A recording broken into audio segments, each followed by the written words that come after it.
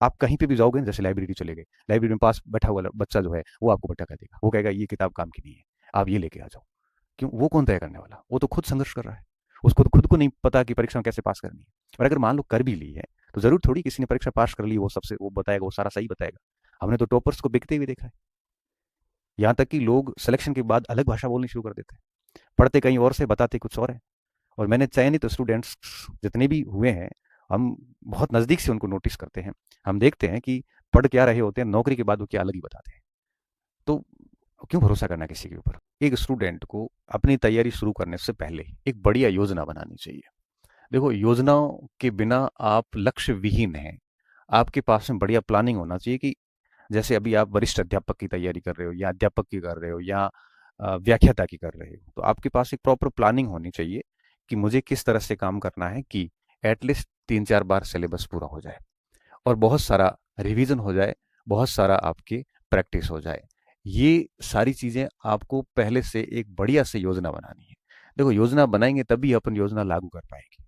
अगर योजना बनाई ही नहीं है तो लागू क्या कर पाओगे? भले ये योजना आप दिमाग में बनाओ।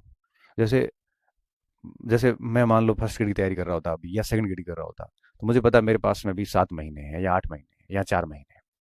तो मैं ऐसी प्लानिंग करता कि भई पहले 4 महीने मुझे एक बार ये कोर्स पूरा कम से कम 4 महीने में अधिकतम पूरा कर लूँगा। उसके बाद मैं ये करूँगा, उसके बाद ये करूँगा, ऐसे करके और परीक्षा से पहले मैं एक बार 15 दिन पहले एक बार फिर कोर्स पढ़ लूँगा। इस तरह से एक अच्छी प्लानिंग पहले आप करिए। प्लानिंग कर ली, प्लानिंग में क्या चीज़ें ध्यान रखनी है कि एटलीस्ट 3 से 4 बार सिलेबस हो। प्लानिंग में क्या ध्यान रखना है कि खूब सारा रिवीजन हो। और प्लानिंग में क्या ध्यान रखना है कि खूब सारी प्रैक्टिस हो। क्योंकि बिना रिवीजन और प्रैक्टिस के कभी भी कोई भी विद्यार्थी सफल नहीं हो सकता। क्योंकि एक बार पढ़ने से आपको फ्रूट नहीं मिल पाएगा। एटलीस्ट 3 से 4 बार 5 बार पढ़ते हैं और उसकी खूब सारी प्रैक्टिस करते हैं, तब जाके हमें पता चल पाता है कि वास्तव में किस तरह से चीजें हैं वो परीक्षा में आती है और किस तरह से हम उसका उत्तर निकालने में सक्षम होते हैं। तो एक बढ़िया प्लानिंग कीजिए। उसके बाद क्या करना है आपको? अच्छे से पाठ्यक्रम का हर एक पॉइंट याद कीजिए कि पाठ्यक्रम में क्या है और क्या नहीं है। हमें टेक्निकल टीम कई बार बताती है कि सर 10 में से 5-6 फोन ऐसे होते हैं बच्चों के, कोर्स लिए हुए बच्चों के, जिनको ये नहीं पता कि सिलेबस क्या है। मुझे बड़ा दुख होता है कि आप व्याख्याता की तैयारी कर रहे हैं, आप वरिष्ठ अध्यापक की तैयारी कर रहे हैं और आपको नहीं पता कि सिलेबस में क्या है और क्या नहीं। पाठ्यक्रम अच्छे से पता हो और उसके बाद में एक सीमित सी लिमिटेड सामग्री जो है वो आप जो है वो आपके यूं कहिए कि सामग्री हो, और सामग्री कैसी हो? बहुत लिमिटेड हो। बहुत अधिक सामग्री नहीं, बहुत लिमिटेड सामग्री हो। कम से कम सामग्री आपके पास में होनी चाहिए ताकि आप उसको रिवीजन कर सको। तो देखो, पाठ्यक्रम बढ़िया पढ़ लिया, सिलेबस पढ़ लिया और उसकी सामग्री को चयन कर लिया, फिर भटकना नहीं है। क्योंकि आप कहीं पे भी जाओगे ना, जैसे लाइब्रेरी चले गए, लाइब्रेरी में पास बैठा हुआ बच्चा जो है वो आपको भटका देगा, वो कहेगा ये किताब काम की नहीं है, आप ये लेके आ जाओ। क्यों? वो कौन तय करने वाला? वो तो खुद संघर्ष कर रहा है। उसको तो खुद को नहीं पता कि परीक्षा में कैसे पास करनी है। और अगर मान लो कर भी ली है, तो जरूर थोड़ी किसी ने परीक्षा पास कर ली वो सबसे वो बताएगा, वो सारा सही बताएगा। हमने तो टॉपर्स को बिकते हुए देखा है। यहाँ तक कि लोग सिलेक्शन के बाद अलग भाषा बोलनी शुरू कर देते हैं, पढ़ते कहीं और से बताते कुछ और है। और मैंने चयनित स्टूडेंट्स जितने भी हुए हैं, हम बहुत नज़दीक से उनको नोटिस करते हैं। हम देखते हैं कि पढ़ क्या रहे होते हैं, नौकरी के बाद वो क्या अलग ही बताते हैं। तो क्यों भरोसा करना किसी के ऊपर? आपने अगर सामग्री अपनी चयन कर ली है, तो उसको भगवान मानिए और उसके ऊपर आप अंधे तरीके से लग जाइए। फिर अगर आप डाइवर्ट होते हैं, कोई भी आके एक लाइब्रेरी में आपके सहपाठी आपको डाइवर्ट कर रहा है, तो फिर हो गया काम, आप परिपक्व और समझदार विद्यार्थी तो नहीं है। ये कर लिया। उसके बाद क्या करना है? फिर उसके बाद इस योजना को लागू करना है और इतना तरीके से करना है कि आपकी योजना जो है वो ढंग से लागू हो।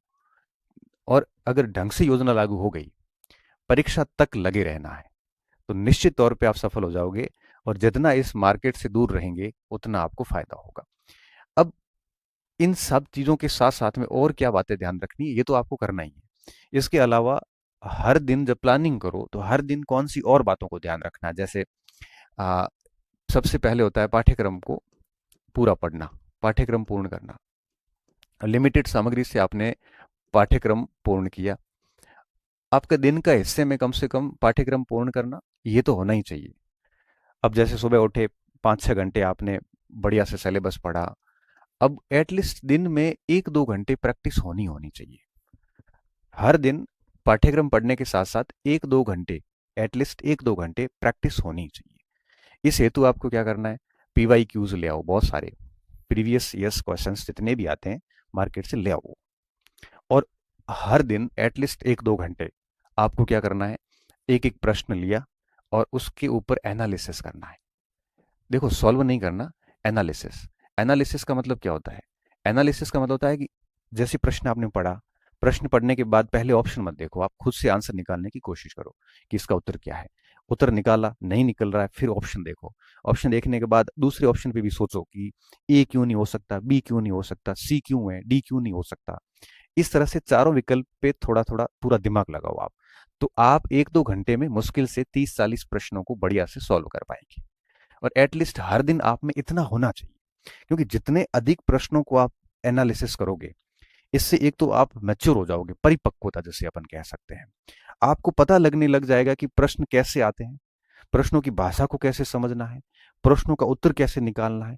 आपको समझ में आ जाएगा कि प्रश्न को अटेंड कैसे करना है, कौन से प्रश्न छोड़ने योग्य होते हैं, किस विषय वस्तु से किस जगह जाके आपको पढ़ना है ताकि प्रश्नों का उत्तर अच्छे से निकल सके। आप जितने अधिक एनालिसिस करोगे उतना आप कंटेंट को ठीक से डाइजेस्ट कर पाओगे कि कौन सी विषय वस्तु अपने पढ़ने योग्य है और कौन सी विषय वस्तु छोड़ने योग्य है। जितना अधिक एनालिसिस होगा उतना ही आपको अपनी पाठ्य वस्तु के ऊपर या जो आपके पास में आपकी जो सामग्री है उस पर आपका भरोसा बढ़ता जाएगा। इसलिए कहते हैं कि बहुत जरूरी होता है एनालिसिस करना, और डेली 1-2 घंटे। मैं तो कहता हूँ टेस्ट सीरीज इतनी जरूरी नहीं है जितना पुराने प्रश्न जो है। पुराने प्रश्न का तात्पर्य ये नहीं है कि फर्स्ट ग्रेड की तैयारी करें तो केवल फर्स्ट ग्रेड की।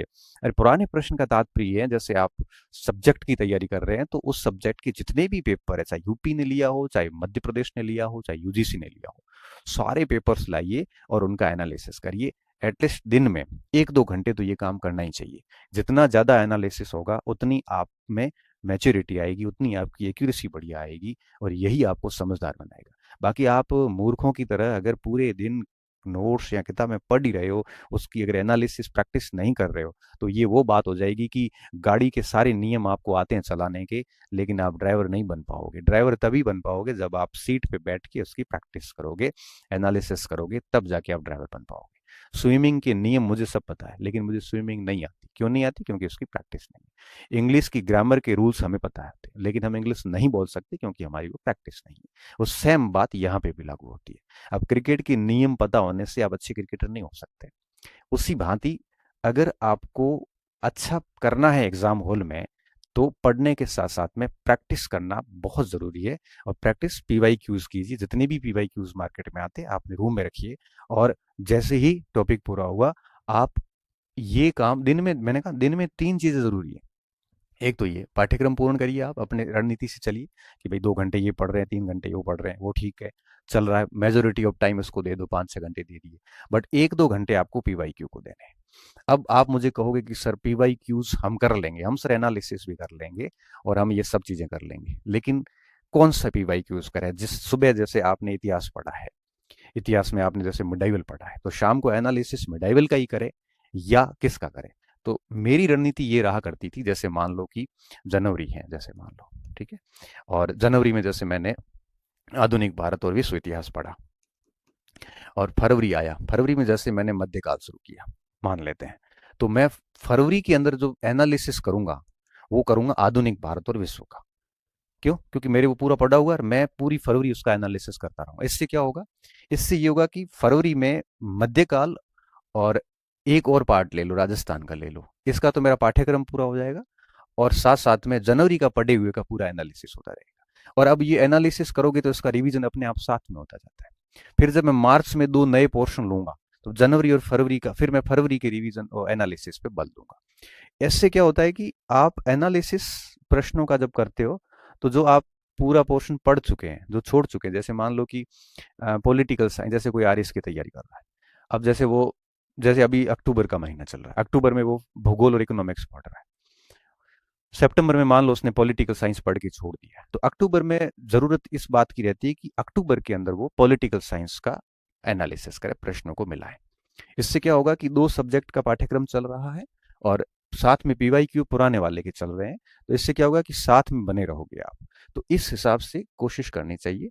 और अगर कोई स्टूडेंट मैं कह रहा हूँ कि 10 बार सिलेबस पाठ्यक्रम पढ़ ले, और उसने अगर पीवाईक्यूज नहीं की और उनका अगर एनालिसिस नहीं किया है, तो बहुत संभावनाएं हैं कि वो परीक्षा हॉल के अंदर गलतियां करके फेल होगा। ये तय बात है। भले आप दुनिया की सारी टेस्ट सीरीज दे दो, जब तक ये एनालिसिस नहीं होगा। अरे बच्चे तो क्या करते हैं, मैं देखता हूँ कि प्रश्नों को देखते हैं, सीधा पीछे पेज मोड़ के उत्तर देख के लगा के चल जाते हैं। क्यों लापरवाही कर रहे हो ये? अरे एनालिसिस ये नहीं होता।